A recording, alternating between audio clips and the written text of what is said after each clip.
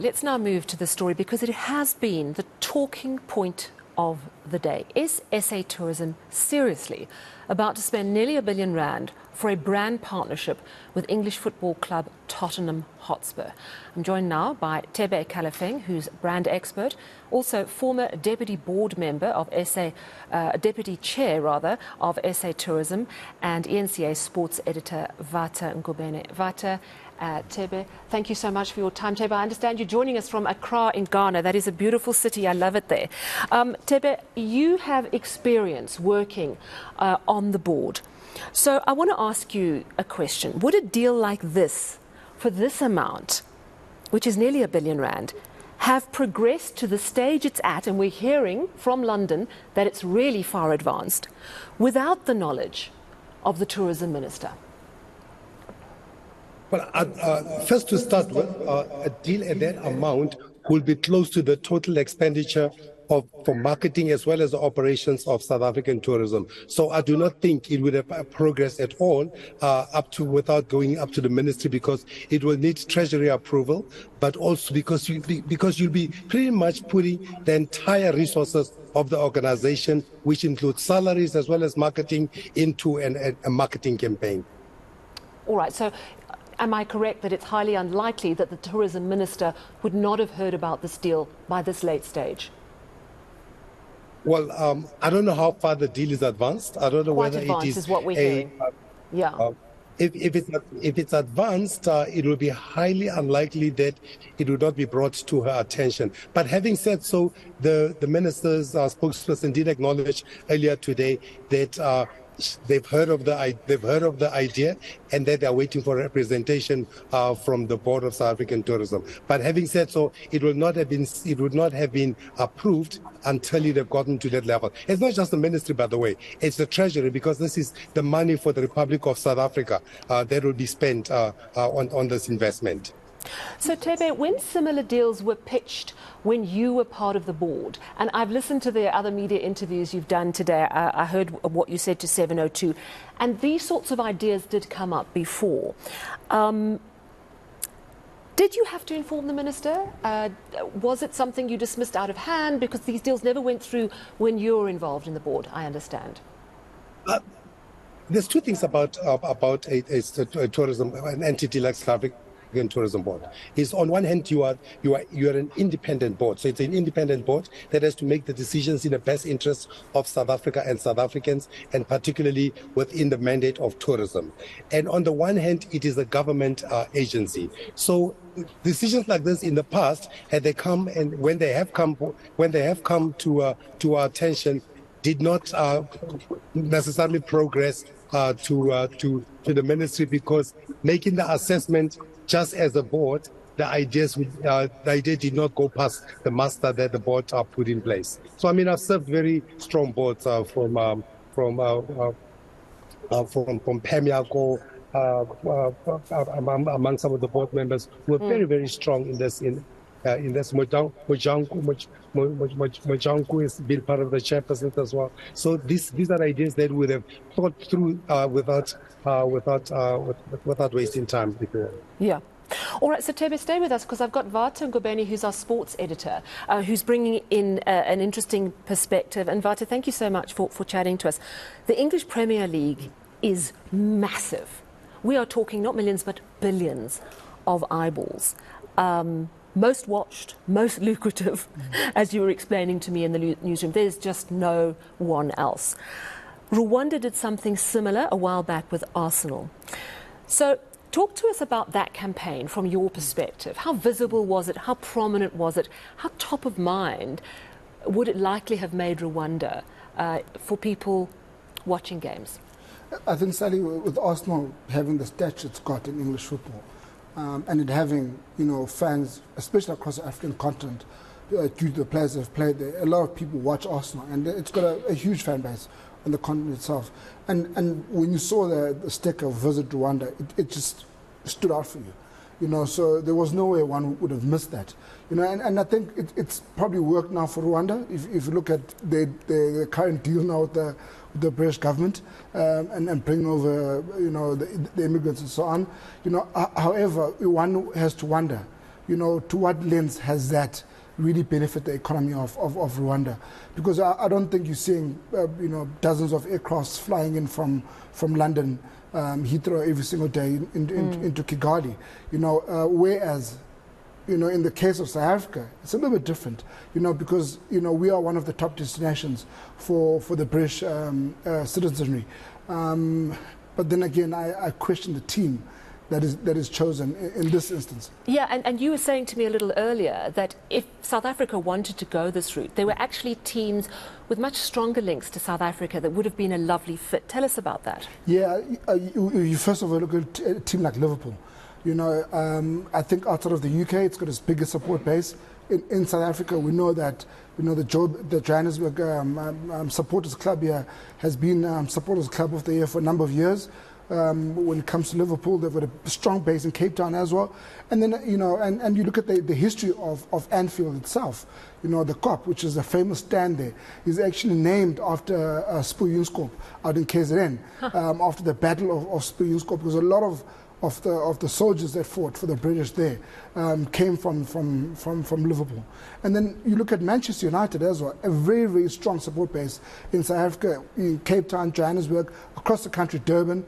And again, there's a connection. Benny McCarthy now is the current attack coach at Man United. A lot has been said about him. And you look at Gala Quinton Fortune as an ambassador for the club, and then Gary Bailey as well. So there's a lot of links between those two clubs, and those are two prominent clubs, not just in England itself, but in Europe as well. In global football, when you speak about Liverpool and Manchester United, you're speaking about the real cream of the crop. Possibly, though, that deal would have been way too expensive for our budget. I want to bring Tebe Kalafeng back in. So, Tebe, there's, brand visibility is one thing. Recognizing, oh, look, there's South Africa. How can you track whether eyeballs, billions of eyeballs, let's not forget this is true, can you track whether that translates into people going, oh, let me visit South Africa? How do you monitor that success rate?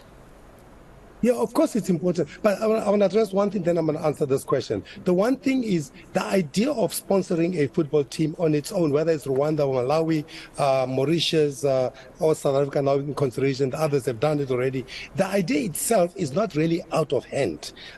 If it is aligned with the goals of the country in terms of attracting the people from that country. And in our instance, of course, the people from the UK are a prime tourism target for South Africa. So in that instance, yes, it's a good idea to do that. The question is timing and resources and the best use of resources. That's one. But to answer your question specifically, can you track? Of course, we do surveys and research all the time. And when you do surveys and research, you do ask people questions like, how did you find out about South Africa?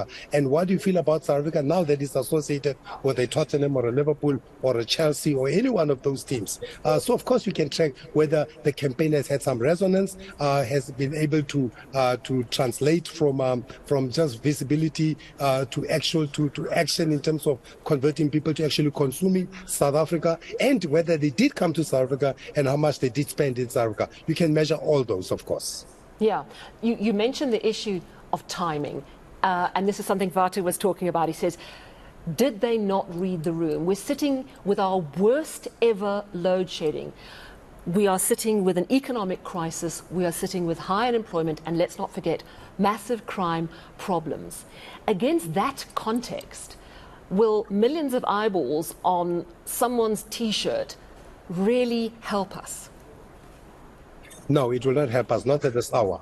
At this hour, South Africa needs a lot more than eyeballs on South Africa. You've said it in your opening, whether it's Nelson Mandela, the release, whether it's a triumph over apartheid, whether it's the Rugby World Cup in 95, Bafana Bafana 96, or the World Cup in 2010. South Africa is a known entity. It's a known product. People are aware of us. A badge on some team is not going to necessarily change the problems that we're facing in the country today, which is a problem about electricity, problem about housing, problem about employment, problem about crime. What we need to do with our money best use of our money is rather to say, how do we fix all those so that those that do come to South Africa have got a better experience of the country, a better experience from feeling safe and enjoying our beautiful country with its diverse products and infrastructure, rather than putting money on a logo, on a team, which frankly is not necessarily the best team in the world. I mean, this team has not even won anything significant in the last 30 years.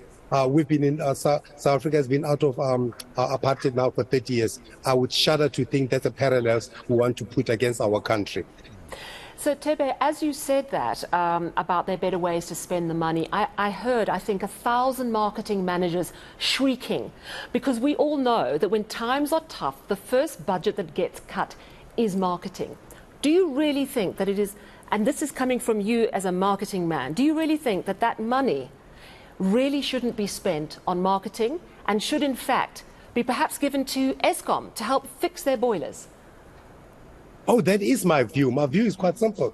My view is on this instance is that as South Africans, as a South African agency, we should be thinking in the same way that we thought during COVID. Remember what we did during COVID? What we did during COVID as a country, we thought as a whole of state. We were asked as people, in different departments, not necessarily related to tourism, not necessarily related to health and safety, not necessarily related to energy, to put all our resources, to sacrifice our resources towards fighting this one challenge called COVID-19 pandemic. So similarly, we have a state of emergency right now, whether declared or not, which is we need to all put our attention into how to get our country working again, how to get power into people's hands, power into engines, how to fire up the engine called South Africa again, to be able to create jobs, to be able to create jobs and opportunities, to get businesses running, to pay taxes. Because you see, when the country is not working, we can't pay taxes. We can't create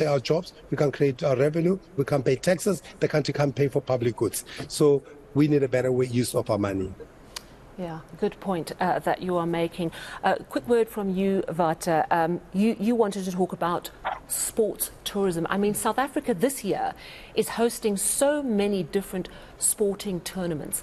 Is South Africa, could we carve a niche as a sporting tourism destination?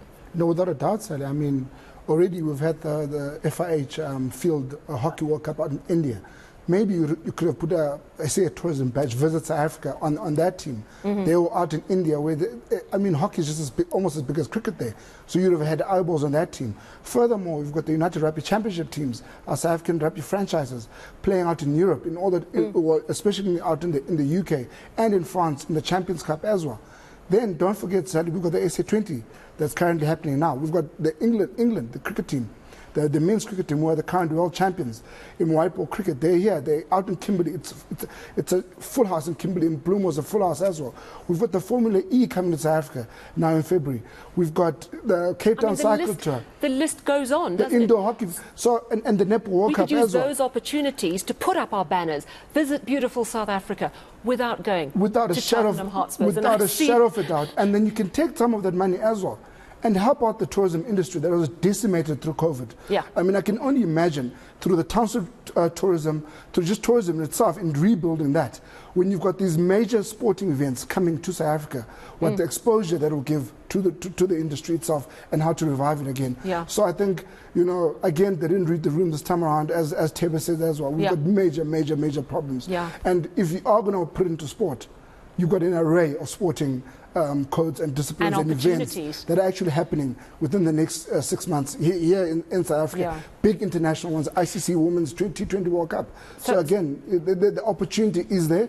I think they just completely misread the situation. Yeah. And Vata, I know you're not a marketing guy, but I can see Tebe Kalafeng's nodding furiously, saying you're absolutely on the money.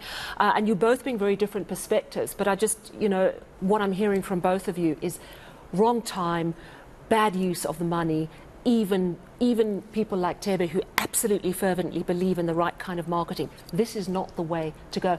Tebe Kalafeng, it's always such a delight to speak to you. Thank you very much for giving us your time, all the way from Accra in Ghana. And Vata Ngobeni, I always love chatting to you. And thank you very much for all your insights. Really important conversations that we need to have. And of course,